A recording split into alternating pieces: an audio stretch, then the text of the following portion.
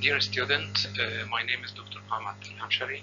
I am an otolaryngology head and neck surgery lecturer in Tanta University. Today I am honored to present to you the adenotonsillectomy operation.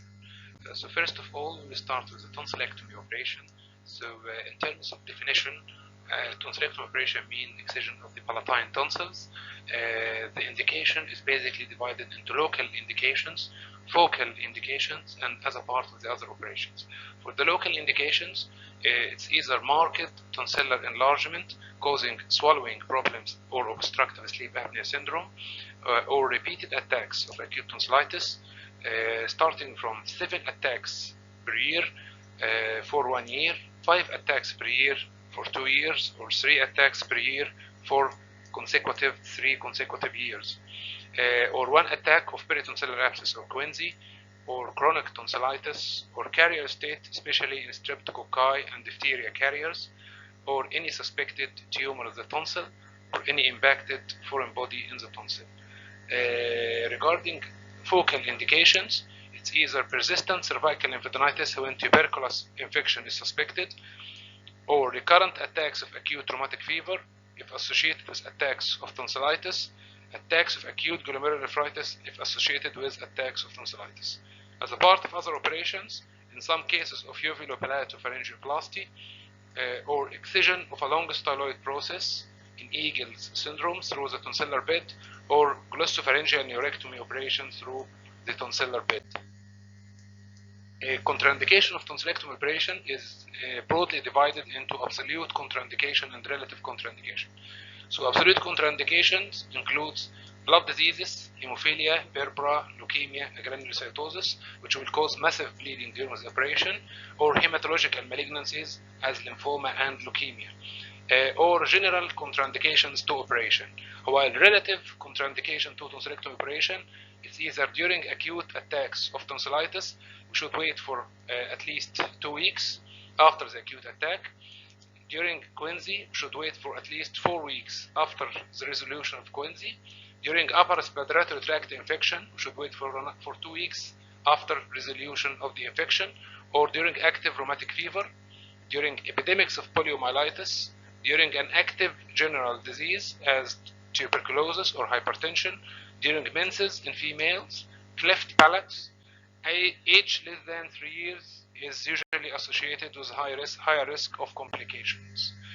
Preoperative preparation, history to exclude any contraindication, history of salicylates or non-steroidal anti-inflammatory drugs or corticosteroids intake will make a huge difference during the surgery, and for non-steroidal anti-inflammatory drugs should stop them at least 3 weeks before the operation time.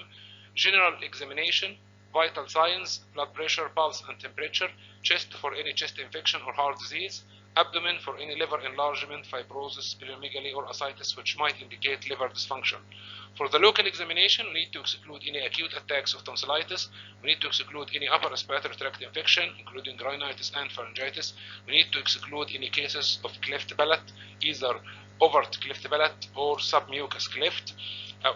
Also, we need to detect any loose teeth to get them removed before the surgery, otherwise they might detach during the surgery and cause different problems. So next will be the preoperative preparation for the tonsillectomy operation. We need to do some investigation, including blood picture, especially platelet, to check especially the platelet count, which will give an idea about the bleeding disorders. Bleeding time, which is usually from 1 to 3-4 minutes, clotting time from 3 to 6-7 minutes, prothrombin time and activity, and activated partial thromboplastin time, and random blood sugar in suspected cases. For the pre-medication, we normally prefer to give some sedation in the night before the operation, and we want all our patients to be fasting for at least 6 hours before the operation time, and also we prefer to give atropine injection half an hour before the operation. Generally in tonsillectomy operation, we give general anesthesia with endotracheal intubation. We always prefer the patient to lie on the table in supine position with a neck extension with a small pillow under his shoulder, and a mouse gag is used. It's called Davis-Boyle mouse gag. Is inserted inside the mouse and opened to allow to keep the mouse opening open during the surgery. There are two different techniques during the surgery. It's either the most classic technique is the dissection tonsillectomy. During dissection tonsillectomy, we do an incision along the anterior pillar, and we enter the plane between the tonsillar capsule and the superior constrictor muscle, and then we dissect the whole tonsil out of the tonsillar bed, and then we ligate the lower pole of the tonsil, or we cut it with a tonsillar snare. And this is the most common technique used in tonsillectomy. And while there is so many other techniques, which includes carbon dioxide laser, radio frequency copulation, and some people might use bipolar or monopolar diathermy to do the tonsillectomy, which is associated with serious complications. Post-operative care, most of the kids are advised to sit in the post-tonsillectomy position, like the one we could see in the photo over there. So the child lies with a pillow underneath his chest, and with the head tilted to his side, and this will allow trickling of any blood or any accumulated secretion in the mouth through the mouth on the drapes. Extubations in the tracheal tube is usually removed only after complete return of cough and swallowing reflexes to avoid any aspiration of secretion. Observation by the nurse. So one of the nurses is asked to observe the child for any signs of respiratory obstruction, as noisy breathing or cyanosis, or any signs of bleeding as a spitting of fresh blood, or frequent swallowing or vomiting of dark blood, or any rising pulse or falling blood pressure. Feeding usually starts few hours after the surgery. For the first day, we normally ask the parents to feed the child cold foods and semi-solids. From second day until the third week after the surgery, we normally ask them to give him any amount of food, but to avoid hard, spicy, and hot food. Medications, we normally give a course of antibiotic and analgesic for the first week after the surgery as a prophylaxis against any infection and to suppress the pain associated with the swallowing. Complication of the tonsillectomy operation is either complication of general anesthesia as succinyl choline apnea or hypersensitivity to anesthetic drugs. Respiratory obstruction is the second, is one of the most serious complications, which might happen due to inhalation of foreign body as a blood clot, vomitus, or cotton piece, falling backwards of the tongue during recovery from anesthesia, extubation, laryngeal spasm. Otitis media or edema of the soft palate might lead to nasal speech. Hemorrhage is basically divided into primary hemorrhage, which can increase in intraoperative blood loss. This normally happens during bad patient selection, like if you operate during acute attack of tonsillitis, or if you operate during acute attack of upper respiratory tract infection as rhinosinusitis, you normally get an increased intraoperative blood loss. Bad dissection, which might be bad technique from surgical factors, or injury to any blood vessels in the tonsillar bed. And to treat that, you need to control the bleeding with either stitches, ligation, diathermy, or laser. For the reactionary hemorrhage, it happens within the first 24 hours after return from the operating theater. The usual causes are failure to ligate all bleeding vessel, slipping of a ligature, rising of the blood pressure during the recovery, or oozing from the vessels after relaxation of the stitched tonsillar tissues on removal of the mouth gag. Treatment: removal of the blood clots from the tonsillar pillars using hydrogen peroxide on a cotton swab. If the bleeding continues, re-anesthetize the patient with urgent ligation of the blood vessels. Secondary hemorrhage usually occur between 3rd and 10th day of the post-operative days, or less commonly later on. Most common causes the infections of the tonsillar bed. We normally treat them with systemic antibiotics, rest in bed, minimal sedation to control the bleeding in most cases. If this fails, we need to re-anesthetize the patient, and we will suture the tonsillar bed or pack the tonsillar fossa with Surgicel. If this fails, then we probably need ipsilateral external carotid artery ligation through cervical approach. The other complication is cervical lymphadenitis or parapharyngeal abscess due to extension of infection from tonsillar bed to the parapharyngeal space. Septicemia during massive spread of the infection. Pneumonia or lung abscess might result from inhalation of blood or carious tooth or detached tooth or infected tissue. Dental injuries, which is associated with opening of the mouth gag. Rare complication as burn in the mouth or lips from hot instrumentation. Atrophy or paresis of the uvula during use of bipolar diathermy. Neck emphysema from any dislodgement of tonsillar tissue, forcing air underneath the submucosal tissue up to the subcutaneous tissue of the neck. Dislocation of cervical vertebrae during neck extension or lower jaw during mouth opening. Then the second part of our lecture is adenodectomy operation. So the adenoid hypertrophy is defined as enlargement of the nasopharyngeal tonsil sufficient to produce symptom. And as you could see here, the tonsillar, the nasopharyngeal tonsil is here.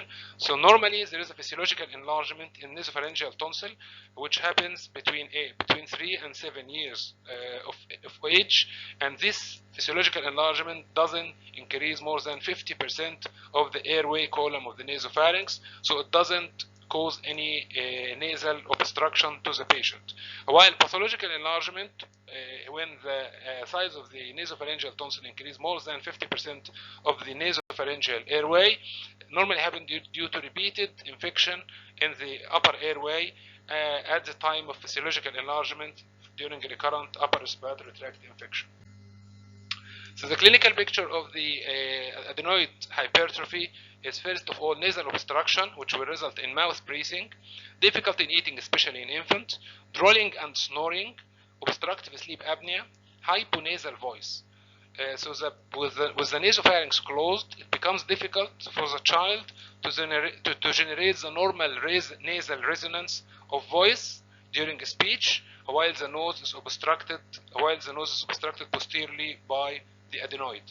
Nasal and postnasal mucoid and mucopurulent discharge. So normally in any child or any adult, there is a basal mucus secretion comes out from the paranasal sinuses and being driven by the cilia backwards towards the nasopharynx and the oropharynx. If the nasopharynx becomes obstructed with the adenoid, this normal mucociliary clearance becomes interrupted by the adenoid obstructing the posterior part of the nasal cavity and will result in accumulation of this mucus inside the nose, which might get infected, causing mucopurulent discharge. Then the postnasal and nasal mucoid or mucopurulent discharge will result in later on excoriation of the nasal vestibule and upper lip, which is quite common due to eczema.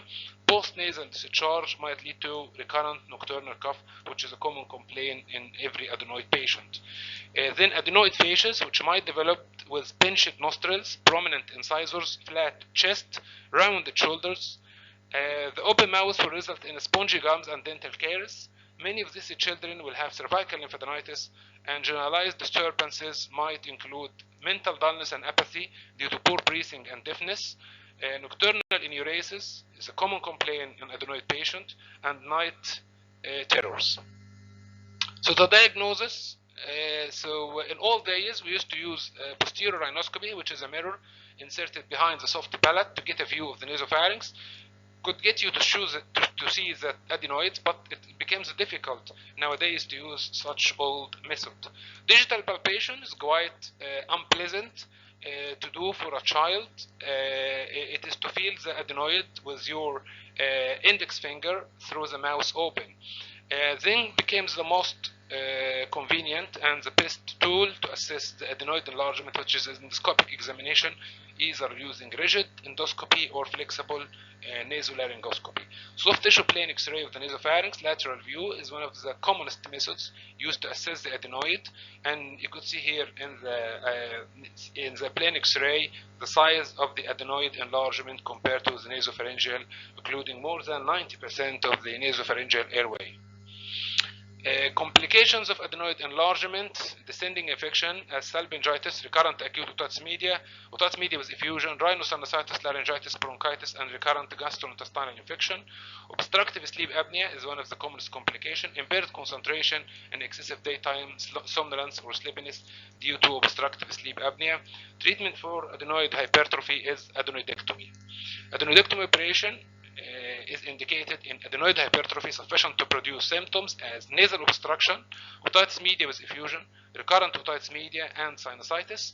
Contraindication are either systemic contraindication as bleeding tendencies, hemophilia, or purpura, uncontrolled systemic disease. Local contraindication to adenoidectomy is cleft palate, either overt cleft palate or submucous cleft, acute upper respiratory tract infections. And then we normally use general anesthesia. The position is similar to tonsillectomy, supine position with a head neck extension with a pillow underneath the shoulders. And for the technique, we normally use blind curettage adenoidectomy, which is the most common technique. As you could see here in the picture, we insert the adenoid curette just behind the soft palate, and we normally insert it to include all the adenoid tissue, and then we move the adenoid curette anteriorly to get the adenoid removed from the adenoid bed or from the nasopharynx. Other techniques are suction diathermy, microdebrider, and coblation. Complications of general anesthesia, similar to the tonsillectomy ones. Respiratory obstruction are quite similar to the one during tonsillectomy. The hemorrhage is quite divided into three main types: primary, reactionary, and secondary again. So the primary increase in intraoperative blood loss. It's either due to bad excessive curettage or injury of apparent blood vessels. Many times, some of the patients might have retropharyngeal internal carotid artery. So be aware before you do the adenoidectomy, you need to palpate the nasopharynx nicely to be sure that there is no retropharyngeal carotid there. Control of bleeding with diathermy or posterior backing. Reactionary hemorrhage normally happens within 40-24 hours of the operation due to incomplete adenoid curettage or removal. Treatment is vasoconstrictor, nasal drops, coagulant, sedation. If this fails, patient need to go to back to theater and to be re-anesthetized and to have a curettage of the adenoid remnant or cautery of the bleeding point. And if this fails, we will need posterior nasal packing. Secondary post-adenoidectomy hemorrhage is a bleeding between 3rd day and 10th day postoperatively. It's very rare. Local infection would lead to sloughing of the vessels and tissues. We might need to treat them with antibiotic, sedation, vasoconstrictor, nasal drops, and if this fails, we might need a posterior nasal pack. Other complications of adenoidectomy, acute otitis media, or recurrence of the adenoidectomy, which is unfortunately a common sequelae. It happened due to incomplete removal of the adenoid. Chronic nasopharyngitis or velopharyngeal incompetence happens if you do adenoidectomy in a cleft palate patient, either overt cleft or submucous cleft. Other complications include trauma to cervical spine, soft palate, Eustachian cushions, retropharyngeal abscess, cervical cellulitis, sinusitis, and septicemia. Thank you for your attention, and I wish you all best luck in your exams.